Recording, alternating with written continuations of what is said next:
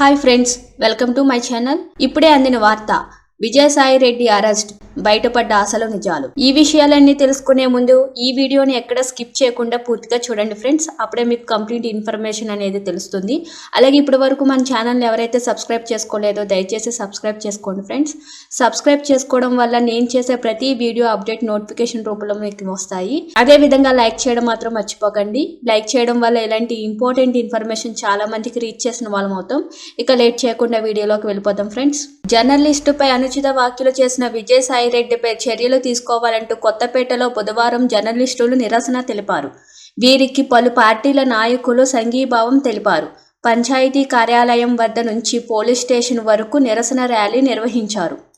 అనంతరం విజయసాయిరెడ్డిపై చర్యలు తీసుకోవాలని కొత్తపేట పోలీస్ స్టేషన్లో ఫిర్యాదు చేశారు.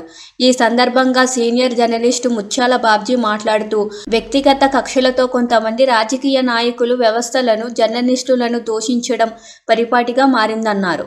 మీడియా పట్ల విజయసాయిరెడ్డి వ్యవహరించిన తీరు రాజ్యసభ సభ్యత్వానికి భంగం కలిగించే విధంగా ఉందని, విజయసాయిరెడ్డి లాంటి వ్యక్తి పార్లమెంటు వంటి చట్టసభల్లో కూర్చోవడానికి అనర్హుడని అన్నారు. ఈ కార్యక్రమంలోని జర్నలిస్టులతో పాటు పలు పార్టీ నాయకులు పాల్గొన్నారు. అలాగే అమలాపురం గాంధీ సెంటర్ వద్ద డాక్టర్ బిఆర్ అంబేద్కర్ కోనసీమ జిల్లా విలేకరులు నిరసన చేపట్టారు. ఈ కార్యక్రమంలోని ప్రింట్, ఎలక్ట్రానిక్ మీడియా పాత్రికేయులు పాల్గొన్నారు. చూస్తున్నారు కదా ఫ్రెండ్స్, ఇలాంటి లేటెస్ట్ వీడియోస్ కోసం మన ఛానల్ని లైక్ చేయండి, షేర్ చేయండి, సబ్స్క్రైబ్ చేసుకోండి.